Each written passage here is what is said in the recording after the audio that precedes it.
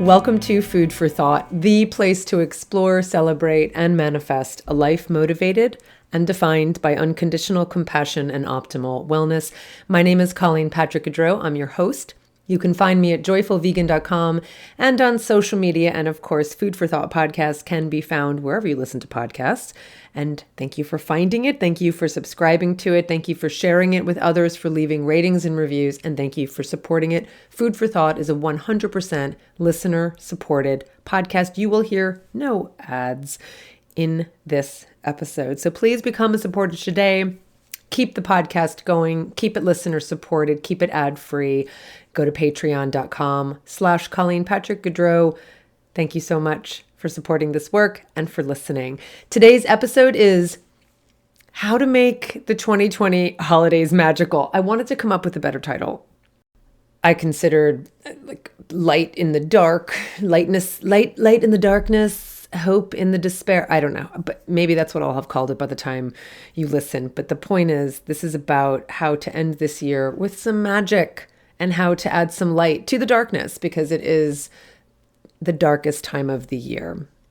A couple quick announcements. New classes are up for 2021. We've got 7 in January. So go check out joyfulvegan.com/classes. I take your suggestions, so keep them coming. We have gift certificates. So if you're looking for a special, meaningful gift that is vegan, that supports a small business, that's me, you can gift the live, real time classes, or you can also gift the on-demand classes. That is the classes that have already passed, but people can enjoy the video, the recording, the recipes, etc., and all the resources from the class. So go to joyfulvegan.com/classes for that. If you're interested in traveling with me, we're hoping that by next year we'll be able to resume our trips, and we've got a fantastic trip rescheduled for the Dordogne in France, and it is going to be magical. And we have Tuscany now we added, and that's also going to be amazing. So go to cpgtrips.com. And hello, I hope you're doing fabulously well. Welcome to the end of 2020. Welcome to the end of the 14th year of the Food for Thought podcast. I am a dork. I admit it. I geek out this time of year. I will not apologize for it. I really love the winter holidays. You've probably heard me say that before. You've probably heard me say that my favorite holiday is X or my favorite day is Y, because I just pretty much love living and I try to make the most of it while I'm here. And the holidays is definitely one of those, I don't just like the winter holidays. I just think they're so special. And this is a year that certainly has put all of us face to face with our mortality. I think more than any other year. I think, especially at least in my lifetime. And that's 50 years now. I mean, I won't get into the fact that I do believe we should be dwelling on our death all the time. That's a very stoic thing to consider, is that we could lose all of this in a heartbeat, in a snap of a finger. And so that is the truth. So even though there might not have been as looming a threat as something like a pandemic in my lifetime, death is always lingering and always just hanging over our heads. But this is not about that. This episode is about celebrating life and celebrating the lightness despite the darkness. And that's what the winter holidays are all about. I have been really grateful the last few years we have been in Europe for Christmas. We were in Africa for Christmas. We were in Botswana. We were in Rwanda. We've been in some pretty incredible places at Christmas time.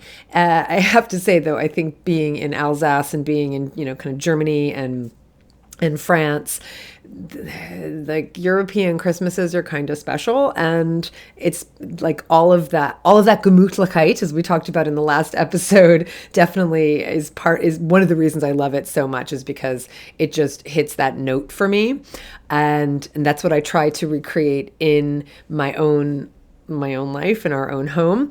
Now, however you celebrate this holiday, whatever this holiday means to you, this is a time when the days are short and the light is low and our nights are long.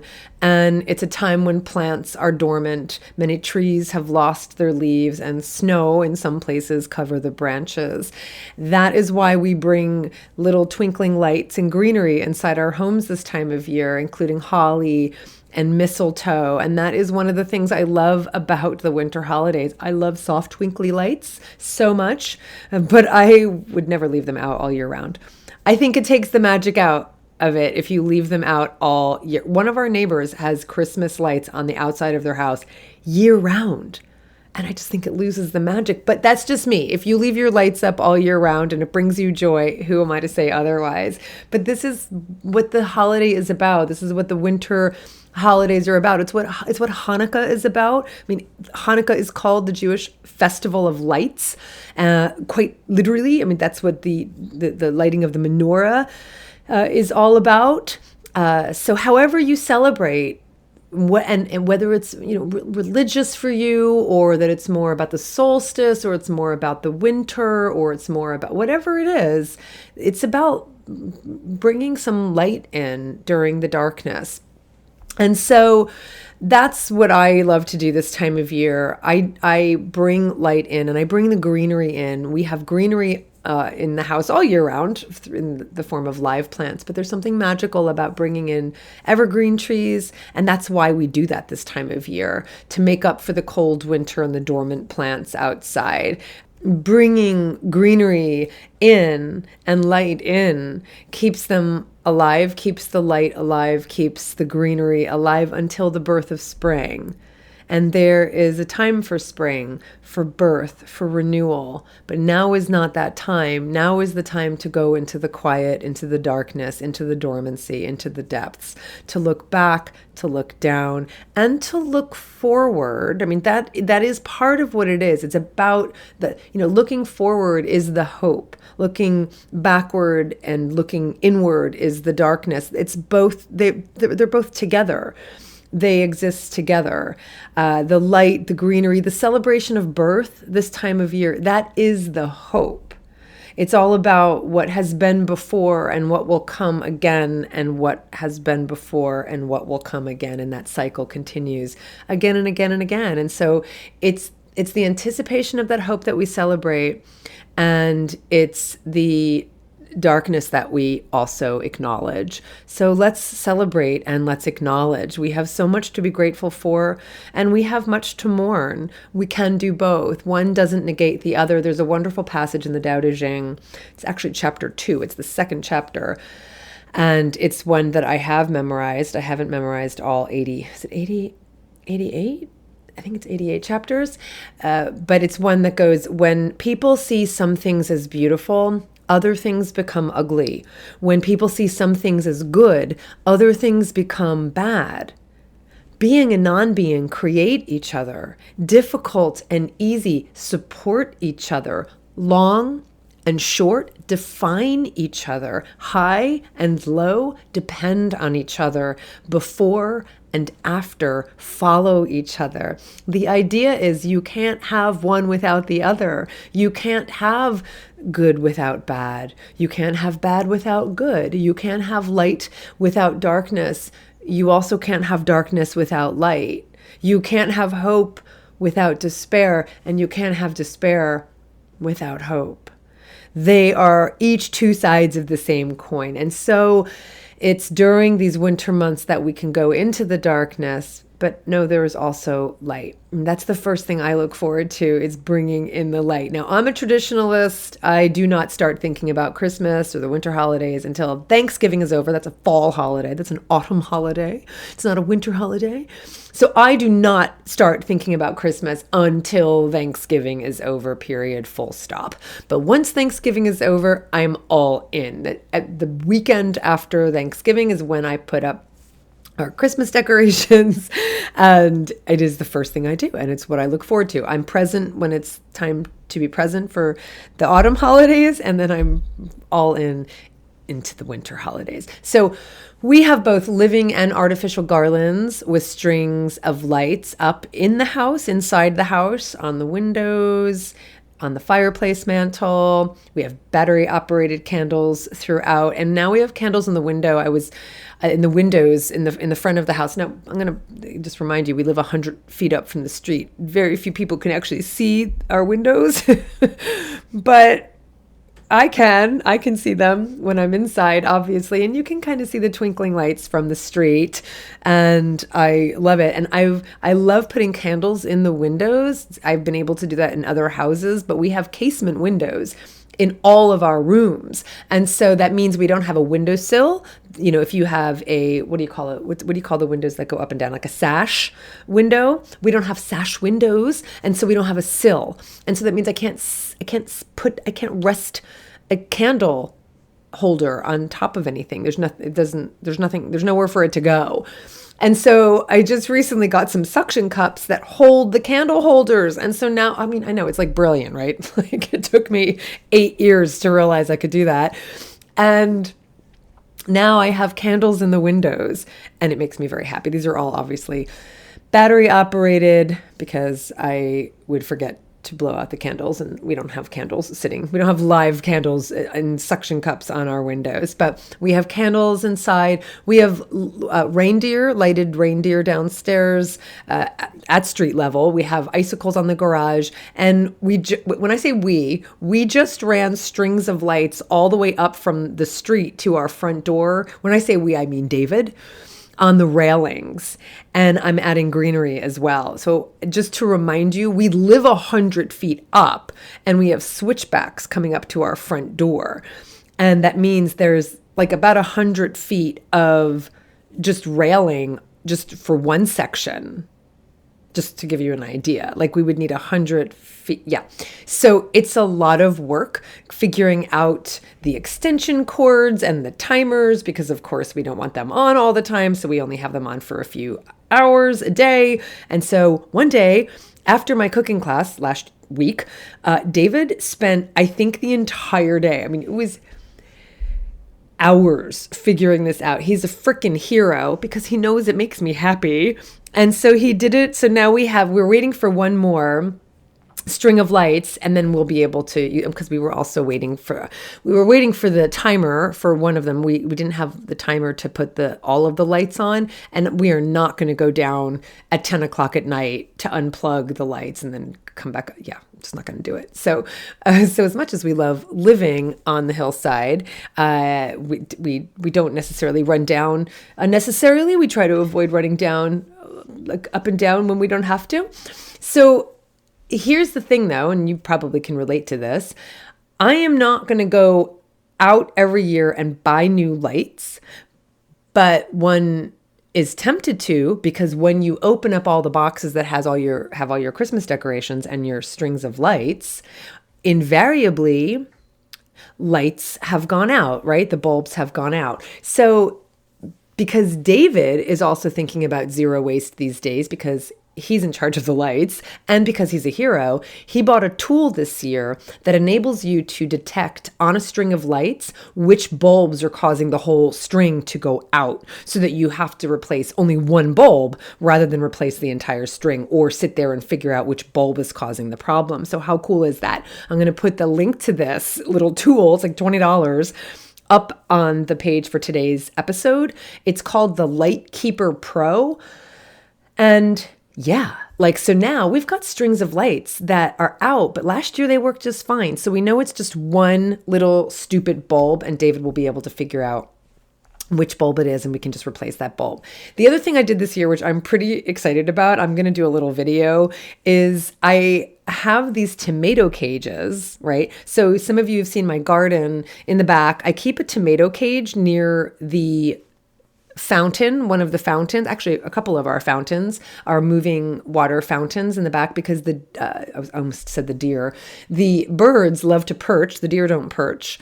They don't perch on anything. The birds love to perch on something, or I should say they prefer to perch on something when they're going in and out of a water vessel, whether it's a bird bath or, standing water, or whether it's moving water, they feel more comfortable when they can just hop from one to the next because they're always mindful of predators. And so I have tomato cages next to each of my water fountains for the birds. People are like, why do you have a tomato cage like sitting next to your water fountain? There's no tomatoes. It's for the birds. And so we have a few tomato cages and they're sitting in my shed. And this year I thought I want to make tomato cage trees because I don't want to go out and buy more decoration. And we have the reindeer. We've had those for years that, they're basically just wire with lights on them. That's all the reindeer are downstairs. I have a buck and I have a doe. Surprise, surprise. I have deer decorations and they are, lit up. Right. And so, and by the way, our buck has one of his little strings of lights on his little body is out. So David's going to make sure we fix that on the buck. But I didn't want to go out and buy new decorations. So what are the decorations? They're pretty much wire with lights. I have all these strings of lights. So I made a tomato cage tree. You just take a tomato cage, you turn it upside down, you kind of put a rubber band on the very, very top so that it creates more of a point. And, so that you wrap that around so that it creates more of a point. And then you just wrap lights around the tomato cage. You're welcome.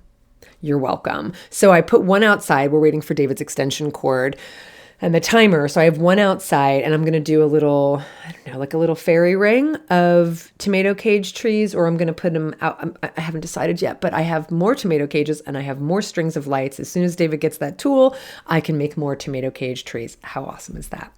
Speaking of light, fire is obviously something for, I don't know, hundreds and hundreds and hundreds of years we've been celebrating, especially this time of year, out of necessity and warmth and for food, etc.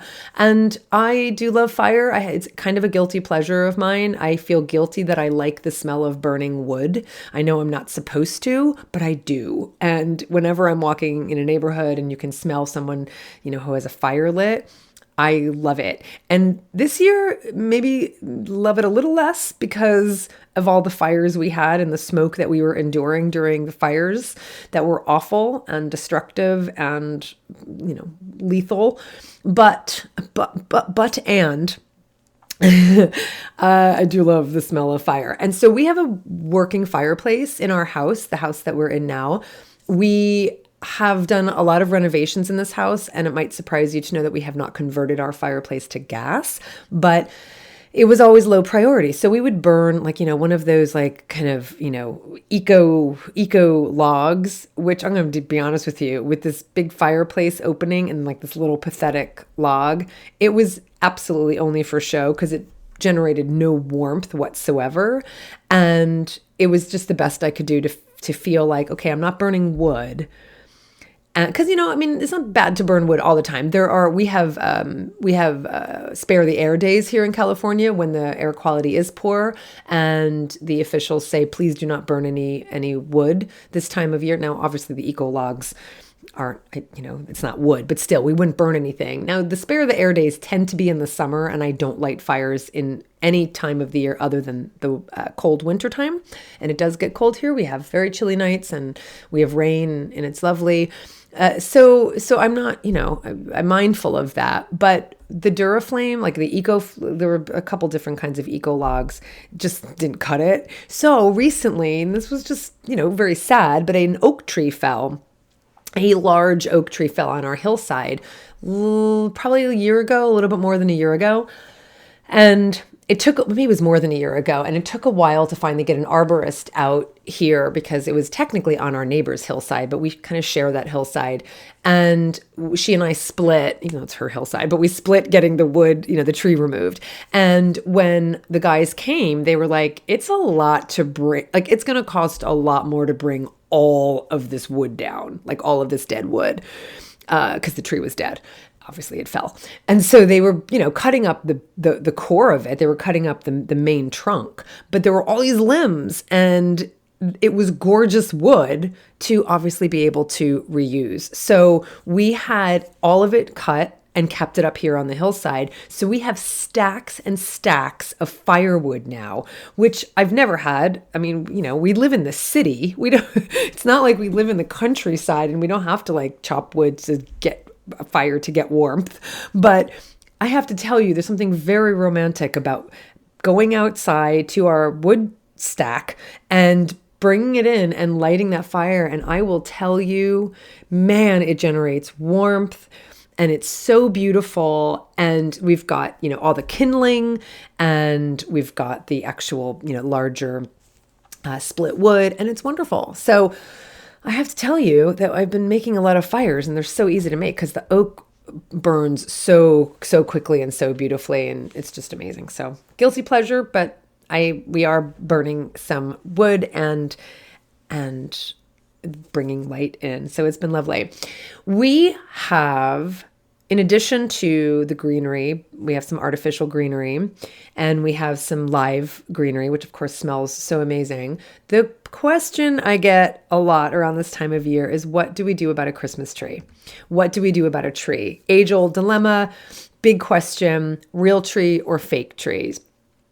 So for starters, just to give you kind of an idea of how to weigh it yourself, almost all real Christmas trees are grown on farms. About 350 million trees are grown on Christmas tree farms. So you don't have to chop down a tree from the forest to get one anymore. In terms of sustainability, they're obviously farms, but you're not going into the forest and cutting down a tree, right? I mean, most people aren't. So that's good because it leaves forests untouched. And since Christmas trees are grown like crops on farms, the farmer will generally plant another tree whenever one gets picked. So they do become a habitat for local birds and insects and wildlife. So even though they're farms, they are still frequented by wildlife. So that's something. And when you're buying the real trees, you're supporting farmers, right? So positive things, good things about that.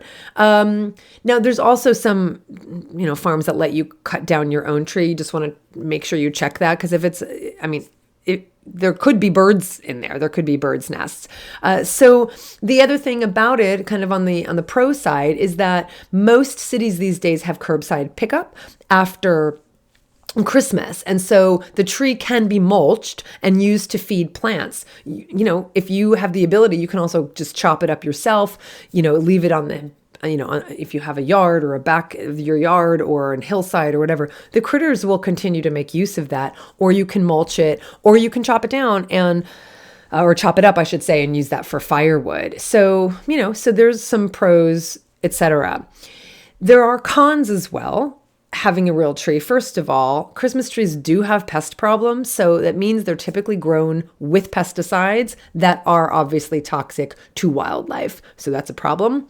Sometimes those pesticides can be toxic to humans as well. Depends on, how recently they've been sprayed. And they're usually sprayed in the spring or summer. So the residue is pretty minimal by the time we get on the tree, but that doesn't mean that doesn't expose the wildlife and the workers, right? The farmers, the people who are working on the farms, for sure. And then, of course, the pesticides trickle into rivers and oceans, and they threaten the health of aquatic life. So con for sure. Another pro is that the fake trees, or I should say, so those are the pros and cons of the real trees. Pros and cons of the fake trees. Number one, they're reusable. Number two, they're cheap. Right? Number three, they're easy to store. You can just bring them out every year, store them in your basement, your attic, whatever, right? So it does save you money because you're just using the same tree over and over again. These days, you can get really good fake trees, and a lot of them last for a very long time. Some are designed to last 20, 30 years. If you keep them, you can pass them on to your children, right? So that's a pro, and they're typically easier to set up, right? Some of them are even pre-decorated. Some of them have lights built in, so that can make your life easier. Cons, fake trees are made of plastic, right? Specifically PVC, a non-recyclable plastic, period, full stop. I haven't looked at Terratrema, oh my God, that's hilarious. Terratrema is the name of a Visconti movie. It's one of Visconti's first films. It means the earth trembles. And it's just funny that I said that. So that's not what I was I meant to say Terracycle. Oh my God, I want to say Terratrema again.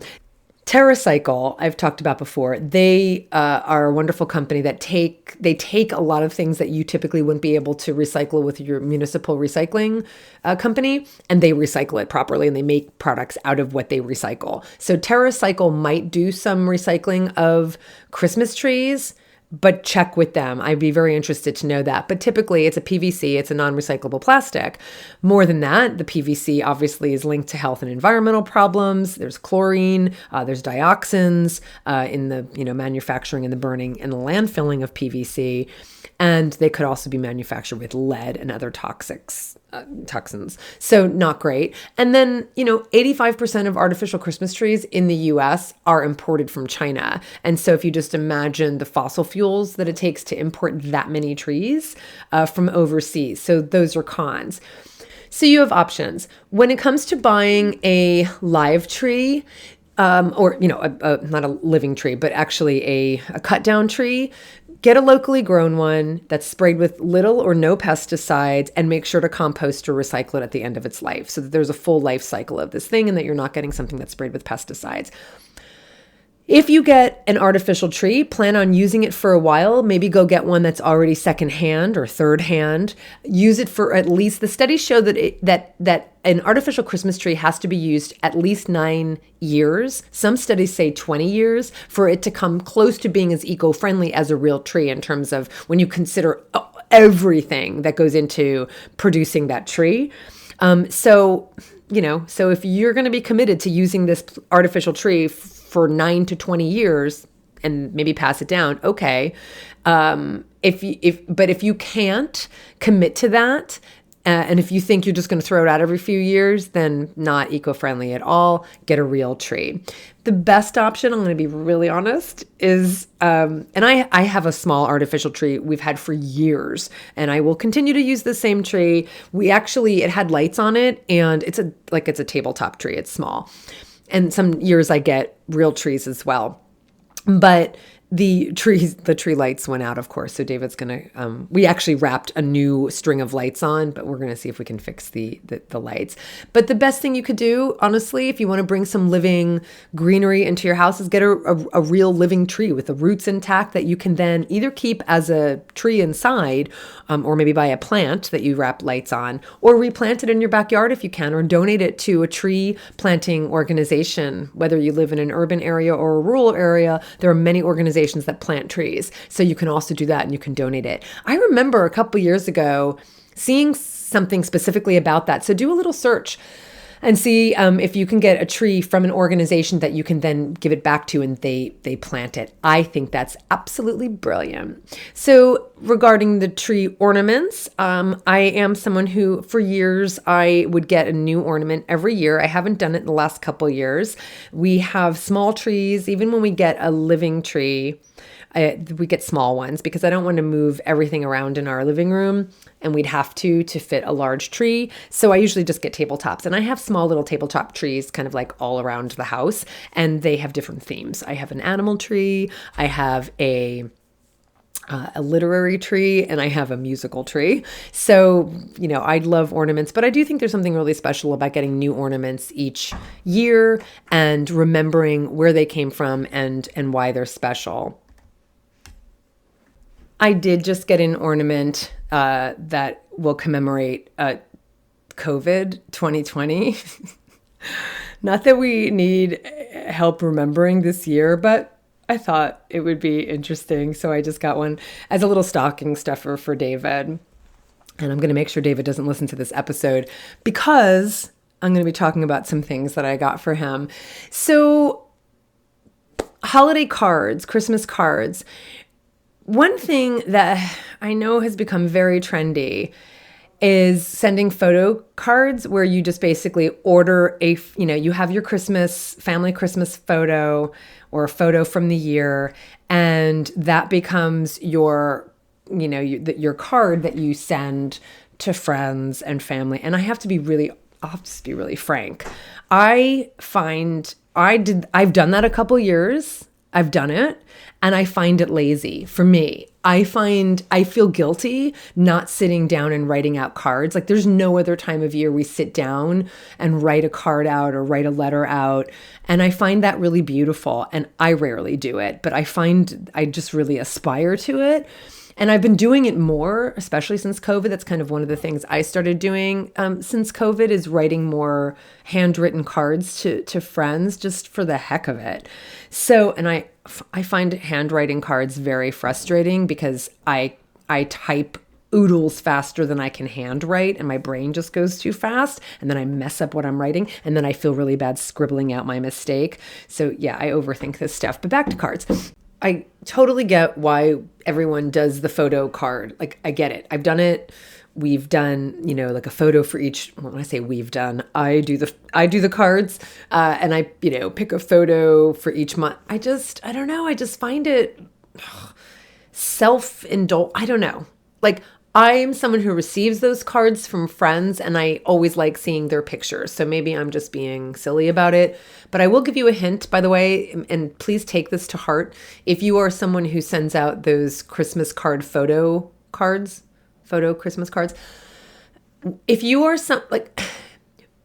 we have friends, and eventually our friends have had children. Not all of our friends, but many of our friends. In the beginning, when we would first get cards with photos from our friends and of our friends, it would be our friends, and usually with their animals, their cats, their dogs, their bunnies, what have you. And then they would have kids. And then the photos would just become their children, and we would never see our friends again. And we're like, we're our friends. Like, we love your kids, but you're our friend, and we want to see you still. So if you do have children or are going to have children, please continue to put yourself on the photo card, because your friends want to keep seeing your photo, not just your children, okay? So maybe I am being silly. Maybe people like seeing our photos. I don't know, whatever. But for me, I like sending out physical cards. And so this year, I was like, I'm returning to physical cards. I'm not going to do the photo card. That's just me and David, of this year. And I could do plenty of photos of our, of our stay-at-home year. But what I decided to do was use up holiday cards that I have had in a drawer, that I gather every year, whatever. Every year you buy different cards, or you just gather them over the years. And I was like, zero waste for me is about using what we have, valuing what we have. So let me look at the holiday cards that I have that are sitting in drawers and use them. Luckily, they were large enough that I would then also be able to fit a photo into. What is that photo, you say? Well, what happened over the course of this year is that we were in a pandemic, and we were not, really leaving, and we weren't traveling, but we did hold and host a number of distance dinners or hikes. We had distance drinks, distance dinners. We had distanced hikes. We had Zoom calls with friends. And so what I decided to do to celebrate the friendships we have, and how much we value these friends, and how grateful we are and were to be able to still see them in one capacity or another. I went through, because I actually started keeping albums in my Google Photos. It's how I organize my photos. And I actually started making albums. One was called Distanced Dinners and Drinks, and then one was called Zoom calls. And so I had photos. Every time I would take a photo, you do a screenshot when you're doing a Zoom call, or I would take photos of our friends who were, just on our deck. And we have so many photos of friends or neighbors sitting on our deck, usually on our deck, also on our patio, which are really pretty, background trees and everything. And the two of them, or one of them, or a few of them, it was always up to two other people. And, photos of them, and I'm printing them, and then I'm putting them in the card I'm sending to them. Again, no one needs to be reminded of the year and how hard it was, but I think it'd be a really lovely gesture, because despite how hard everything was, we still found ways to be together. We still found ways to celebrate. We still found ways to socialize. And that includes the Zoom calls as well. I'm sending photos to those friends we did Zoom calls with. So those are holiday cards. Speaking of photos, one thing I did a few years ago was we have a big hallway upstairs. I may have mentioned this before because we closed up a door. And so we have this very long hallway. And for years, I was struggling with what to put on the wall. And it occurred to me to put up a number of our travel photos. So a friend of mine who has the patience for this kind of thing helped me. We bought a bunch of frames on sale. I think I printed 8x10s, 9x12s. I can't quite remember. I actually asked him last night. I have to go measure. But he and I hung all of these together. So we have, photos from when we were in the UK, quite a few years ago, in Ireland, in Rwanda, in Botswana, in Wyoming, in France, in lots of places. Like, we're very grateful for that. So our photos are displayed. Well, there's still room above and beyond, below those framed photos to do more. So for Christmas this year, that's what I'm going to give to David. This is why I'm telling him to not listen to this episode until after Christmas. But I'm getting a number of our travel photos from this year framed. Now, we didn't travel very much, but we did do local things. We have some beautiful hikes. We went to Idaho and we had a lovely trip in Boise, and we did a trip up to Nicasio in Marin County. So we stayed local, but we still have some beautiful memories, and I'm going to print a couple of those and then get some frames and hang those.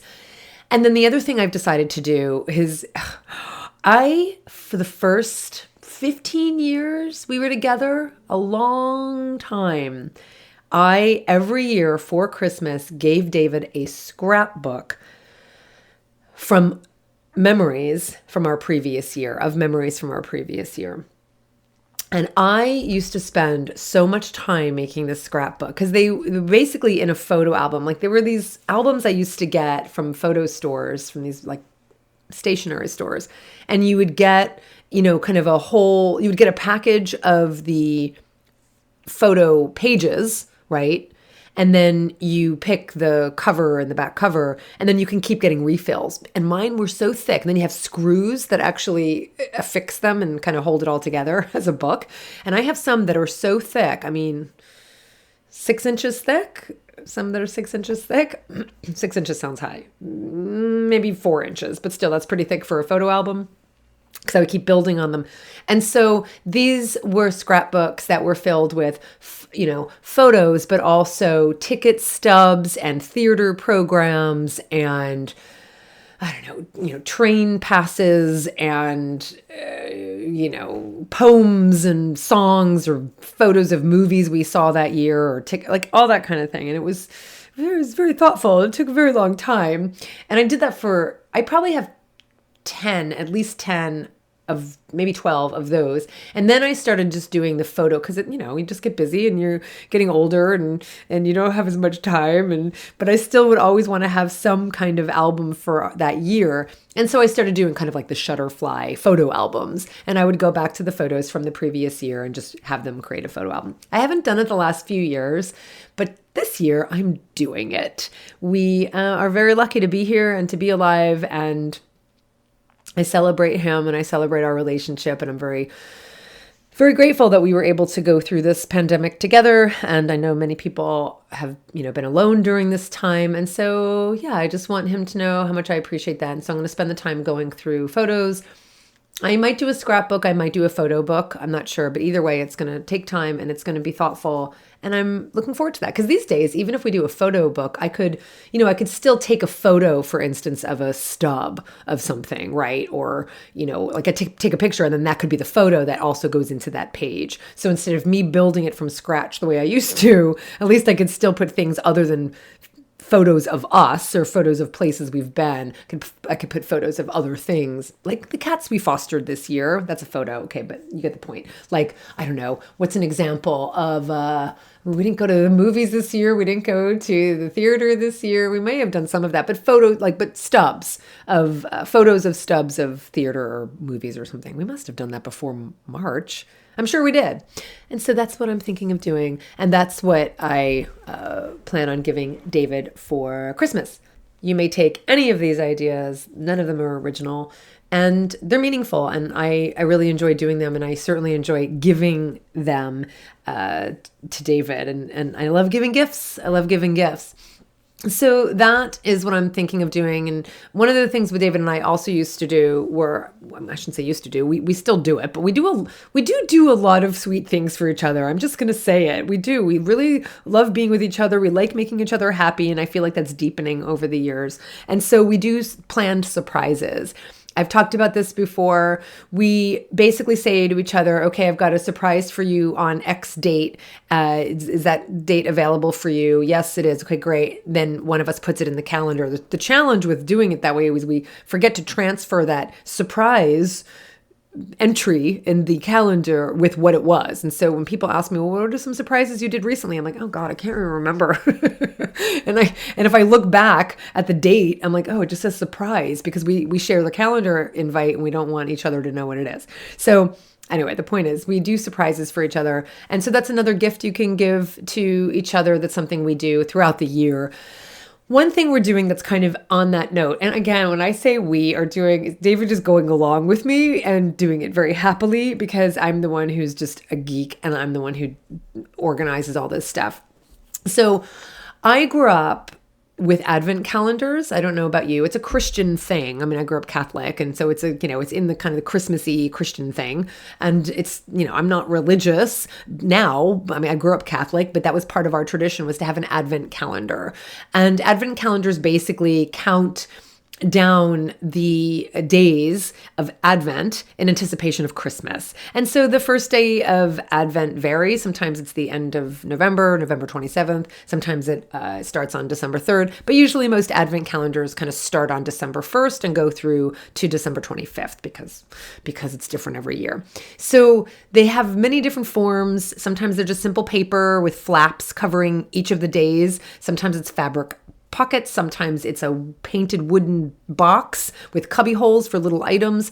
So one of the things I loved when I was growing up was opening each day's window, like to reveal what was behind it. It might be a star, it might be a reindeer, it might be a Santa, it might be three wise men, it might be a camel, like whatever. It was always related to Christmas and winter, right? And I loved opening, and it was just a window. Like I didn't get a present. It was just, what is it going to be? And it's like a reindeer. Like I would just get really excited about it. And I still get kind of excited about that kind of thing.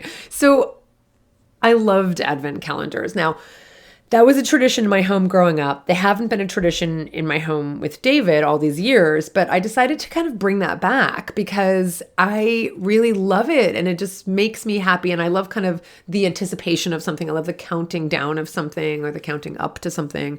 And so this year, I decided I'm going to get an advent calendar. So I found one on Etsy. There are so many advent calendars out there. You can find a gazillion. You can find really nice ones, wooden ones, hand painted, beautiful. Like there's so many options. I wanted something that was just fabric with pockets because my idea for this year was to have, and it sounds really cheesy, but I wanted to do like we put something in the pocket of each day. I mean, you don't have to put a thing in the pocket each day. You can fill the pockets and then each day you reveal what you put in, right? So I got this one on Etsy. It's a little cheesy because it's called the Christmas Adventure. And I don't like the top of it because it just says this big kind of trademark Christmas Adventure. But I liked the calendar itself is just canvas and really simple, very organic looking, and it's just this kind of very natural color, and it just has a little pocket for each day, 1, 2, 3, 4, all the way to 25. And it also comes with cards to give you ideas of what to put in the slot, right? To put in the pocket.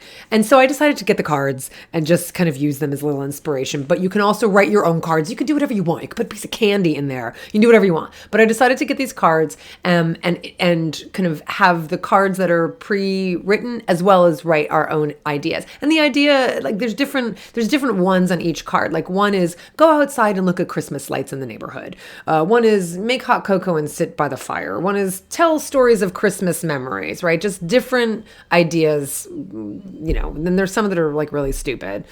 So they're activities, they're thoughts, they're just like little inspirations. So there's blank ones as well. Whatever, you don't have to use the cards, you can use your own piece of paper. So I had David look through all those cards, and I looked through all the cards, and I also wrote some that I wanted to come up with myself. And we filled the pockets, so all the pockets are filled up now. And each day we go to the pocket. When I say we, I'm like, I go to the pocket, and then I'm like, here, honey, here's our card, and then we reveal. So he sees what I contributed, and I see what he contributed, and then we basically implement it. Now we make the rules. And we made the rule that, because we're doing it in the evening, I like the creating the time in the evening to sit down and look at the cards and then kind of whatever it is. We give ourselves 48 hours to implement whatever's on the card. So for instance, the other night it was, we were already kind of in for the night, even though it was early, but it was dark because it gets dark so early. And we were in for the night, we were going to read. And the card was go out and look at Christmas lights, Well, it was still pretty early in the season. Not a lot of our neighbors had Christmas lights out, but still there were a couple out. But we said, let's give ourselves 48 hours. So then, so that we, within a 48-hour period, we would implement that. Now we're going to go do that anyway. We're going to go walk around the neighborhood anyway. We're going to look at Christmas lights anyway, because I love doing that. But, great. Okay, let's make sure we get out and do that. Then let's see, what was mine? Like his was, I can't remember. What was the other one? I don't know. But another example is the next day I had written, read a poem to each other or a short story, something like that. And his was, I can't remember, but we have 48 hours, but we decided to read the poem that night, and we each got our poem and we just sat down and read it, and we talked about the poem, and, it was lovely, right? I have some in there that are like, let's bake cookies together. We don't bake cookies together. Like I bake and I cook, but we don't do it together. So I would love to do that. And I also have never made a gingerbread house. So that's one of the things in the pocket. I don't know if it's going to happen. It's got to happen, but we'll reveal that. And because I'm the one putting my cards in, I can actually determine, I can put the idea in a pocket that I know is on a Thursday or a Saturday or a Friday, even though we give ourselves 48 hours. So if I say make a gingerbread house, I can put that in on a Friday. And it gives us a couple days over the weekend to do it. So that's my plan. But it's been really fun. One of them is watch a movie outside on our projector screen. I can't wait for that. One was share stories of Christmas memories. One was learn about Christmas traditions around the world. I mean, do we need ideas? We do pretty well, but ideas and inspiration, it's always helpful. And so here's one. David put in his the pocket that, for the one day. It was one of the pre-written cards, and it said eat donuts for breakfast. And I looked at the card and I was like, well, David, we don't eat donuts, first of all. I don't make a habit of eating donuts, as much as I love them. And I was like, I don't make donuts. Like, where are you going to get donuts? Like, you can't just put something in the advent calendar that can't be implemented. And he was, no, you told me to put it in the car or whatever. So, of course, my little brain was like, okay, now I want to do this. I want to do this. And I said to him, I go, there's a vegan donut place here in Oakland. And he's like, what? I must have kept that from him. There's a vegan donut place that I wish had a better name. It's called Vegan Donuts and Gelato. And I think we used them for one of my conferences a couple years ago.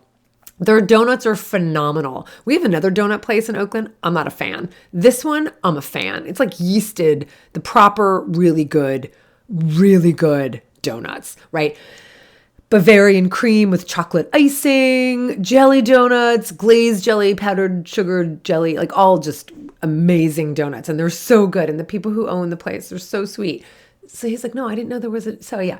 So I decided we have 48 hours to implement this. Because if we just keep saying, oh, we'll do it whenever, then what's the point, right? So I was like, okay. So I looked yesterday at their website, because I didn't know if they were still around because of COVID. And indeed, they're still around, but they weren't open yesterday. So I used DoorDash and I ordered a half a dozen donuts. I wasn't going to get a whole dozen. And I arranged for them to be delivered dropped off today. And so if you follow me on Instagram or Facebook, you'll see the video because I actually filmed David going and opening the door and seeing the donuts. So I made that advent calendar item happen. He asked for it. I made it happen. So that's what we've been doing. And it's really been it's been a lot of fun. So that's another suggestion, but whatever kind of, thing you do in anticipation leading up to the thing you're looking forward to, whatever it is, whatever holiday you celebrate, whatever religion you are, whatever your cultural background, whatever, just doing something that like kind of creates intention every day, I think is lovely. So regarding gifts, one thing, I think I mentioned this. Did I mention this on a recent episode? I started a document a few years ago, a Google document that I have, that I can obviously access anytime on my phone, on my iPad, on my laptop, what have you. And it's a document it's kind of like a wish list or a gift list. And it started when like David would say something throughout the year and I'd be like, oh, I should really get that for him at Christmas or for his birthday or whatever. And then I started using it more broadly for friends who maybe mention a book they've been wanting to read, but they haven't gotten yet, or we're drinking wine together and they're like, I love this wine, or they talk about chocolate or whatever it is, or I'd love to take an online cooking class. Oh, interesting. So the idea is I write down like, oh, so-and-so doesn't have a, soy milk maker, or so-and-so loves this wine at like this particular winery and this particular wine, right? And so the idea is that whenever it's their birthday, their holiday, I know what to buy for them and I know what to get for them. So that's something I would recommend so that especially around the holidays, the winter holidays, the gift giving holidays or birthdays, you can look back and it's not like a big, like, what should I get them? I have to buy something for someone. Not that you have to do that, but now you have something more meaningful and more personal. So that's something that I can look back on now and do. And so I'm implementing some of that. I mentioned the gift already that I'm giving David, the scrapbook and the photos, and I'm doing a couple other small things as well. I'm actually going to get him a 23andMe. He's never done it, which whatever, you don't have to do it. I did one through Ancestry years ago and it's actually been kind of fun. So I'm decided to just get him that. He's never done it before.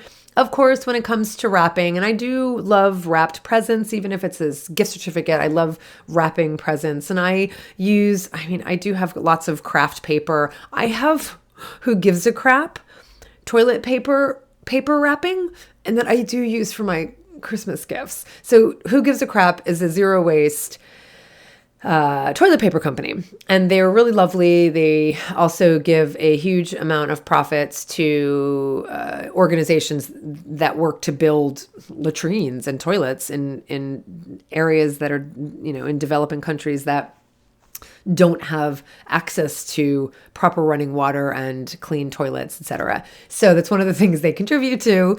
And they also have, everything is in paper, so there's no plastic. And I love them. So we've been using them for years now, and the wrapping on their toilet paper, it's actually really cute. So we get the bamboo. There's also the recycled paper, and they have different designs on the outside on the paper. They also have like a Christmas one, so I actually have saved those over the years as well. So I have lots of paper that I keep in a closet in a tub that I use now at Christmas time or birthdays, and I can wrap in that. So that's kind of fun. But you can use craft paper, what have you. I'm sure y'all know what to do about wrapping presents that are zero waste, etc. As far as shopping, I'm not going to get into shopping. I did talk in a previous episode about ethical gifts and zero waste gifts, what to buy, what to get, etc. I do shop at Amazon. I'm trying to diversify that because, they're doing fine. They don't need me, but there are things that they have that I think are convenient. And so I will order from them. They do employ people who are local. So, but okay, yeah. Are they a perfect company? No. Are they an evil company? No, they're a company. I do, though, want to buy from local vendors. And I do shop on Etsy a lot because I just really love kind of handcrafted things and supporting individual artists. So I will shop at Etsy a lot. And they also offset 100% carbon emissions from shipping. So every time you purchase an item on Etsy, they balance out the carbon emissions by creating positive environmental impact. is it working? Is that what they're, whatever, but they have good intentions and that means something, right? So go listen to that episode for more on the specific gifts. One thing I will say though, is I do love food gifts and I love giving food gifts. I just did a holiday food gifts cooking class. If you're interested in that, these are food gifts you can use any time of the year. First time you'll find the recipes for my salted caramel sauce, which can go in little jars and you can give to friends and neighbors. Also, chocolate truffles. We rolled in pecan. We rolled in coconut. You can roll in cocoa powder. You can roll in little sugary sprinkles. We're also having our Christmas cookies cutout class coming up. So those make fantastic gifts. And if you would like to go and either join us for the live class or get the on-demand class, they're available. And so I'll be making those. In fact, I right now have about 36 chocolate truffles already made sitting in my freezer. And I have to tell you, these chocolate truffles sitting in the freezer, they are so good. They're so much better than like eating them out of the refrigerator. But it's a little safer being in the freezer because I'm not inclined to eat all of them being in the freezer. I don't know. Somehow it's a little more laborious to go into the freezer to get the chocolates. So keeping them in the freezer is safer, but they're also more delicious. And so and I ordered little boxes, like little craft boxes that I'm going to be packing up these truffles in and cookies. And I'm going to be giving them to all of my neighbors. Now, I've done this before in the past where I just put a little tag on and a cute little bag. And I've done it before. I think in the past, I've done it with plastic and I'm not going to be doing that this year. So I've got little paper boxes instead of plastic. I had little plastic bags. They were just cute little, cellophane bags. Not doing that this year. That was years ago. But little boxes or little tissue paper, however you want to pack the little treats up. And I'm going to be dropping them off to all of my neighbors. You can bet this time of year, most people will be home. And I will, make sure I might ring the bell and step back and wave and say enjoy and Merry Christmas, Happy Holidays, what have you, and walk away. But the reason I have them all made right now, and this is early in December, is because we have a Scotch club with our neighbors. And so a group of us have a Scotch club. And the last time we had a club was on the weekend of March 17th, which was, if you remember, the weekend we all locked down. I mean, we did in California, that's when we locked down. And so we had a Scotch club planned for that weekend, but we moved it to a virtual club. And so we haven't met for our Scotch club. Not that we haven't drunk Scotch since then, but we haven't had our Scotch club. And I thought, well, this is the time of year I usually host the holiday party at the neighborhood, and we won't be doing that this year. And even though it's still just a select group of folks who do the Scotch club, I proposed that we have a Scotch club this weekend. And so we are having one tomorrow night. And it's going to be a little different, obviously, because normally we all bring a bottle of Scotch. And the only rule is no American Scotch, or no American whiskey, I should say, because I do not like bourbon. I'll drink it in like a mixed drink, but I'm not a fan.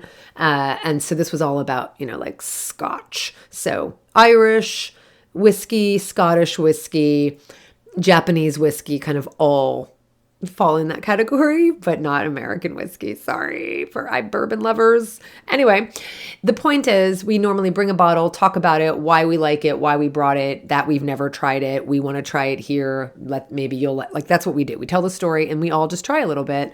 And then we talk about it. And some of us have little apps where we keep track of the things we've tried and note what we liked and get that again. But this year, we're not doing that because we're not going to be in person. So we'll all just kind of bring to the virtual table, whatever Scotch we like.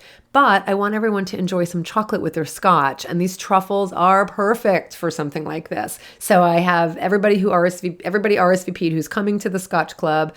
And I'm going to drop off a little box of 4 truffles for each of the houses. Some people are just single, some people are couples, and I will be dropping off a little box of 4 truffles for each house who is attending our virtual Scotch Club. So they just make lovely gifts. And I'm going to also drop off some cookies for firefighters and police officers. And I am also going to do something. I usually give some kind of tip to delivery folks because we have UPS folks that we have throughout the year, and same thing with the post office throughout the year. And so I usually give them some kind of gift, but I'm totally stealing something I saw my friends Tony Okamoto and Paul Shapiro put outside their house this year. I'm totally stealing this. They put a little cart out and a framed note to delivery folks that said, and it's a cart with treats, and it said, please, thank you so much for, for all of your work this year and your hard work. I mean, because these are folks who have been sacrificing everything to keep our packages coming and mail coming. And so it's a little cart, and they had bananas and some packaged goods and some cute little things. So I am going to do that, probably pick a certain day that I'll do, or maybe a few days, because I mean, we're in a little bit of a trickier situation because we are so high up from the street. We can't just take the cart in and out very easily. I mean, I guess we can put it in and out of the garage, I suppose. So maybe I could do something like that. We can put it inside the gate because that's where usually the delivery people will come inside the gate at least.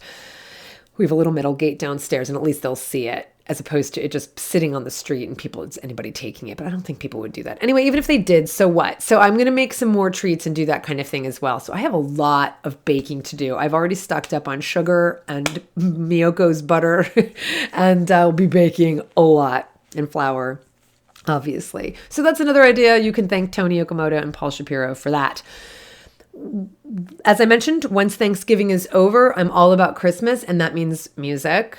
Now, everyone has different tastes. I'd love to hear what you listen to and what your favorite songs are.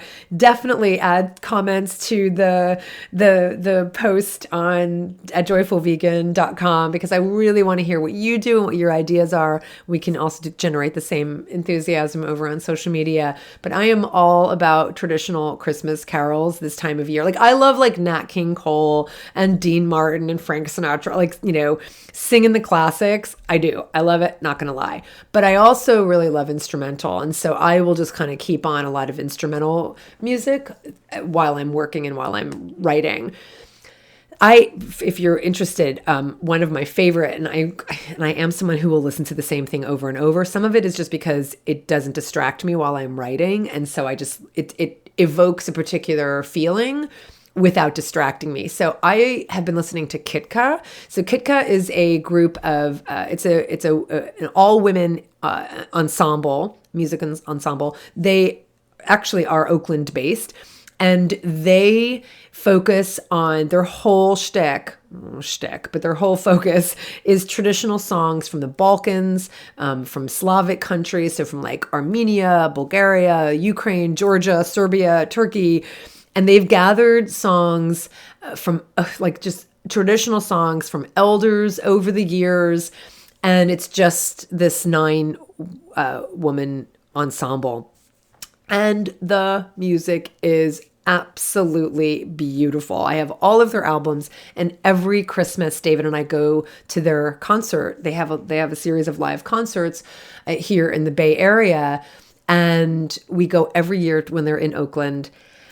And of course, they're not doing their concert this year, which is heartbreaking. It's so sad. They're such a gift. And so I listen to their albums, obviously, but this year they're doing something special. They're doing something every day.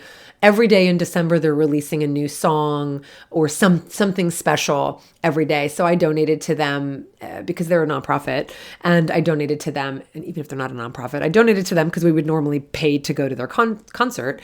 And every day I've just been revealing a new, you click on the date. It's really cute, and it reveals a new video from them. So if you're interested in Kitka and checking out this music, you can find samples on their website, but kitka.org, Kitka. Love their music so much. So I'll listen to that over and over. And also I've been listening to George Winston's December album for decades. And I just listened to that also over and over. Has Carol of the Bells and some of his original stuff. I don't even listen to George Winston throughout the year. It's only at Christmas time I listen to his album called December. I listen to Lorena McKenna. I like very kind of wintry, kind of Celtic-y music. So that's what I listen to. And then also I love whether it's instrumental or with the lyrics, I love the most religious carols, and again, I'm not religious, but my favorite Christmas carols are the ones that are the most liturgical, the ones that are the most religious, like O Holy Night and Silent Night and O Little Town of Bethlehem and Hark the Herald Angels Sing and O Come All Ye Faithful and O Come Emmanuel and the Coventry Carol and It Came Upon a Midnight Clear and God Rest You Merry Gentlemen and Away in the Manger and We Three Kings. Like all of these are the most religious. They're like my absolute favorite. Little Drummer Boy was my mother's favorite, so I always think of her when I play that song. And my other favorites are like The Holly and the Ivy, Carol of the Bells, and my all-time favorite is In the Bleak Midwinter, the Holst version, based on a poem by Christina Rossetti. Like, it's incredible. It was a carol written in like 1872. I mean, a lot of these were old. There's a really sweet special if you like history and if you like Lucy Worsley, is that her name? She's a historian. She's just absolutely adorable. Absolutely adorable. She's incredible. She does a ton of shows for the BBC on like some aspect of history. And she has one on Tudor Christmas, like on a Tudor Christmas. You're going to have to just let go of there's some gross, disgusting, horrible meat aspects because they're recreating kind of Tudor Christmas. So if you're offended by that, don't watch it because there is a boar's head they eat. And you're just going to have to just either fast forward through that. But one of the oldest Christmas carols is like the Boar's Head. It was for Henry VIII. And the song itself is really catchy, which is really annoying because some of the albums I listen to will like, it's a lot of the old kind of Tudor carols I'll listen to. And like ones like the Boar's Head, it's a catchy tune. I just have to block out the lyrics. But anyway, it's a really sweet special if you want to watch it. That's really the only offensive part is I think that's the most offensive part it's definitely the most offensive part was the boar's head. So just whatever. But the rest of it is really sweet. And it really is it's fascinating to see the history of Tudor Christmas. But that is what I listen to. Christmas music. Who doesn't love Christmas music? Tell me what your favorites are. I want to know. Then of course there's the movies. You will not see a Christmas pass in my life without me watching It's a Wonderful Life and without me crying at the same parts every time. I could cry thinking about it. I'm such a dork. I love It's a Wonderful Life, my absolute favorite Christmas movie of all time. And if you're interested and if you like It's a Wonderful Life and you want something similar, there's actually a couple movies that are from the same era. And you can see them kind of using the same template, but it really works. So I'm a huge fan of Barbara Stanwyck. She did a movie with Fred MacMurray. So Fred MacMurray and Barbara Stanwyck, obviously they made history with Double Indemnity, which is an incredible movie. And of course, the studios wanted to recreate that, the chemistry they had in Double Indemnity. And so they made a movie together called Remember the Night. It's a terrible name. I said to David the other day, I'm like, what was the name of that again? He's like, you can't even remember the movie. It's Remember the Night. It's a terrible name.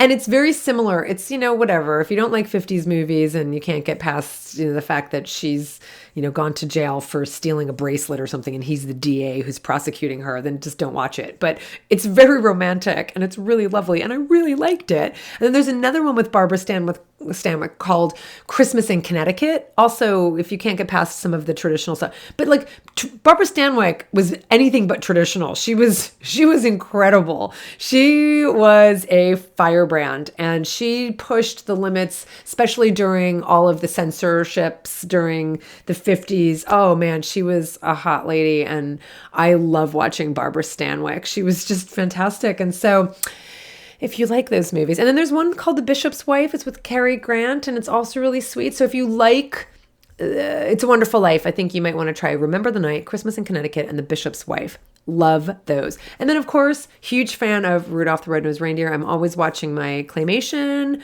the Christmas, let's see, what was it? The Christmas That Almost Wasn't? Is that what it's called? Santa Claus is Coming to Town. The Little Drummer Boy is one that I really like too. And Jack Frost. Those are all the claymation Christmas movies I love. Frosty the Snowman I like as well. That's animated. And the other, isn't there another animated one? I'm trying to think if there's another animated one. But all I watch, I love so much. And then A Christmas Story, always A Christmas Story. Not going to lie, I can't do Charlie Brown's Christmas, and I can't do How the Grinch Stole Christmas. I get sad. They both make me sad. I find the Charlie Brown Christmas incredibly depressing, and I find the How the Grinch Stole Christmas depressing, so I can't watch those. And then we have some favorite TV Christmas specials. Like, I'm a huge fan of The Vicar of Dibley, which, if you're a fan of Dawn French, it's brilliant. And the Christmas specials for that show are just absolutely brilliant. Father Ted has a Christmas special we watch. The Office, of course, the UK version, and their Christmas special. And Blackadder has a Christmas special, which is pretty lame, but we just watch Blackadder all the time, and I can't mention Christmas special without mentioning them. But I want to hear yours. What are your favorites? Because I'm probably missing some, and there's certainly some I have never seen, and I'd like to hear what you think. I am someone who hangs stockings. We have a stocking for Charlie and Michko. They each have their own, and I love filling stockings. That was my favorite thing to do when I was little. I probably liked the stocking gifts more than I liked the big gifts, because I just love little things, and not tchotchkes, but I just love like the surprise of many little things. That's what I think I love about the Advent calendar so much. And so I'm definitely giving stocking stuffers to David. And we open our presents on Christmas Day. I don't know if you're a Christmas Eve or Christmas Day opener. When I was growing up, on Christmas Eve is when we went to church. I grew up Catholic, and I went to a Catholic school, and I did love the church service. I love the smell of incense, and I just love the kind of reverence. So I actually have gone to church services, even though I don't practice Catholicism, because I don't know, find it beautiful, and the lights and the music and, whatever you get out of. And so that's what we used to do when I was growing up. We weren't the family that went to midnight mass. My mother was Protestant, and so I grew up in a mixed house. My father was Catholic, my mother was Protestant, and my mother didn't come to church with us, which is fine. And we would go at 5:30. So we would always go to the 5:30, which was probably like the kids' service. And then we would always go to our neighbor's house, our neighbors, the Leahys. And in fact, Marilyn, who was my mother's very good friend for all these years, and she visited my mother in the nursing home. She was amazing. And I met her when I was 2, when we moved to that house in Edison, New Jersey.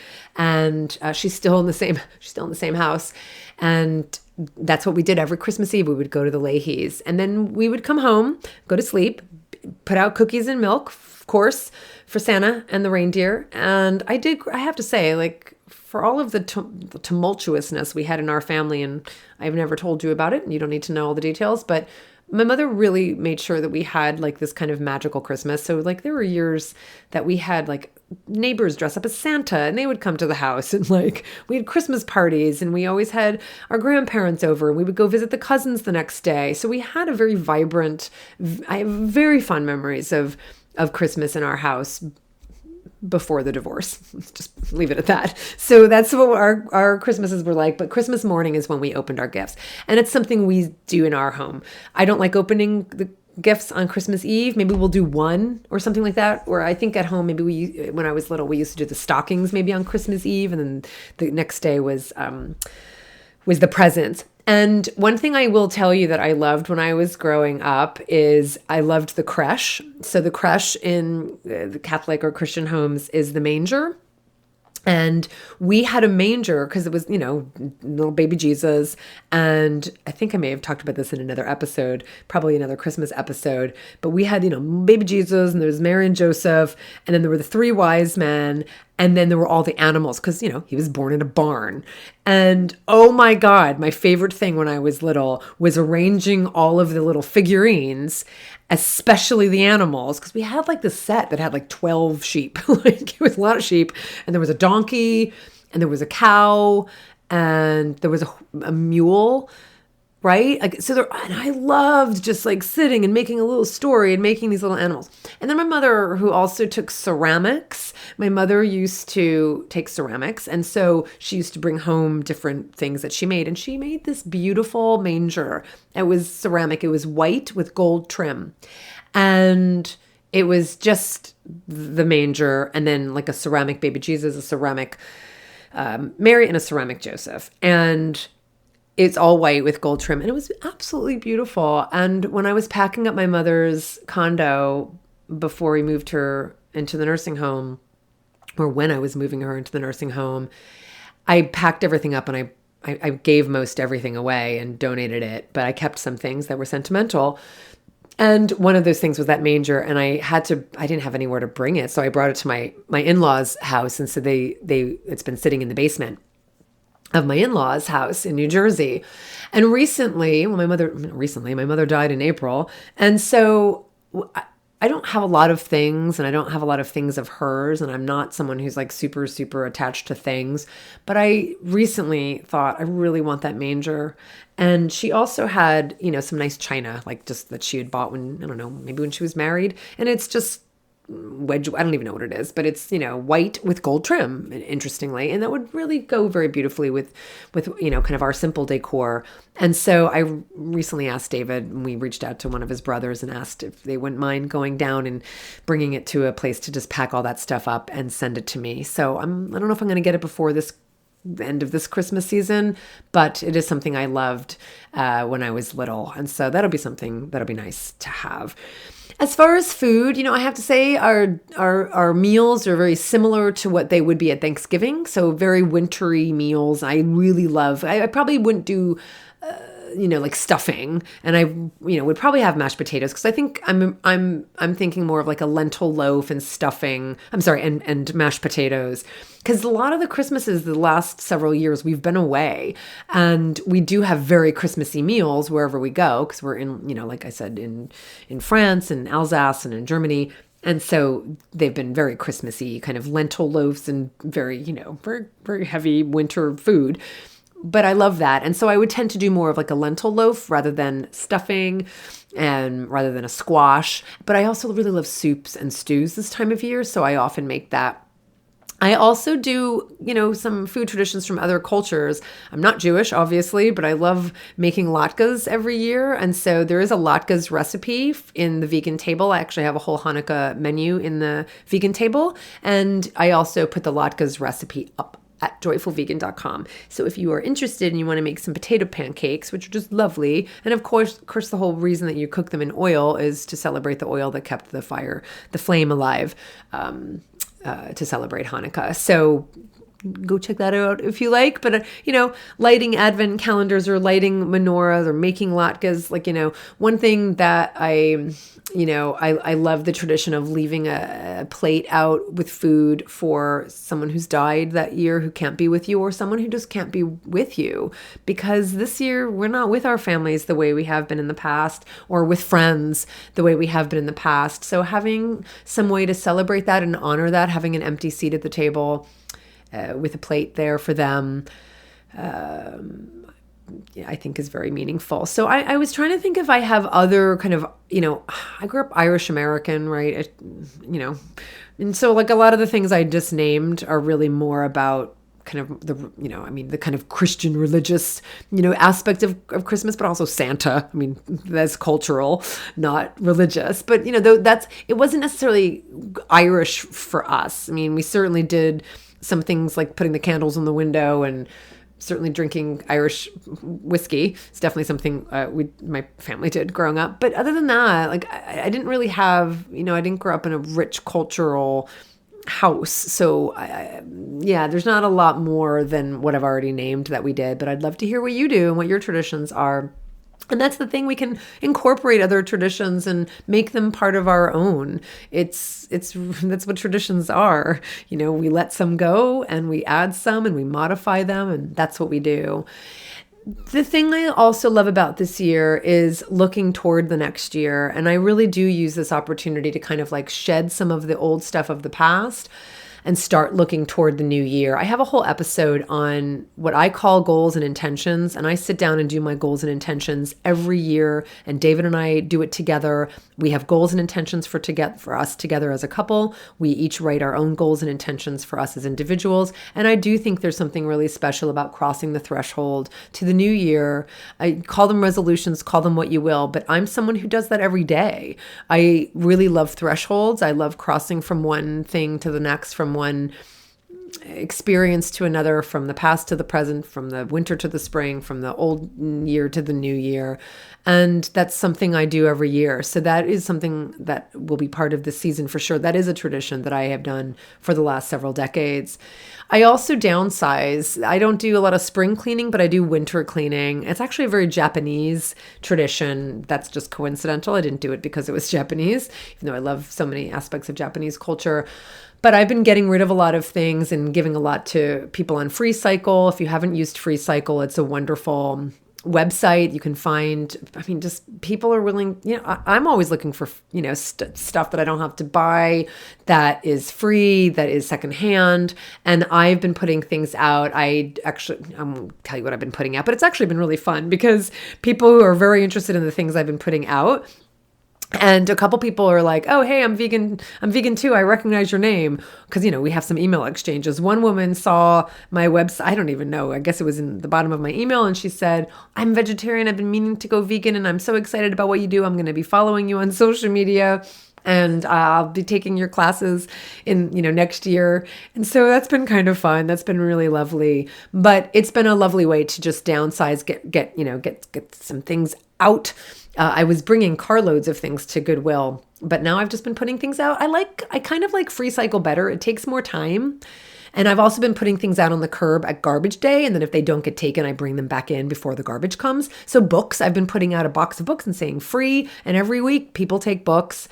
And I've also just been putting other things out to the curb. And if they don't get taken, because I don't want them to get thrown to the landfill, I just bring them back inside and then do it the next week. But Freecycle is a much better way to do that because, and so between Freecycle and doing that, putting them out to the curb, I just know that people are taking them who really want them. If I bring things to Goodwill, to be really honest, you just don't know what they're going to do with the donations if they don't think that they're good enough or up to par, or they're not going to sell them, or they have too many of that thing. They could still wind up in a landfill. So I really like the intentionality behind putting something very specific out on Freecycle that someone very specifically says, I want, can I pick that up? And that's what I've been doing. So what else can I say? I just wanted to share just some of the things that I'm doing to make this year special. Maybe it will inspire you. I would love to hear what you're doing and certainly be inspired by you as well. Take on new traditions, create something you can pass down year after year, whether they're religious, whether they're cultural, whether they're familial and from our families. They change, they morph, we add new ones, we let go of ones, that's what it is to be alive, is we can create new things and let go of old ones. I will share a final blessing with you that is an Irish blessing, because that's my people. And I think it's lovely. May you be blessed with the spirit of the season, which is peace. May you be blessed with the gladness of the season, which is hope. And may you be blessed with the heart of the season, which is love. For the animals, this is Colleen Patrick-Goudreau. Thanks for listening.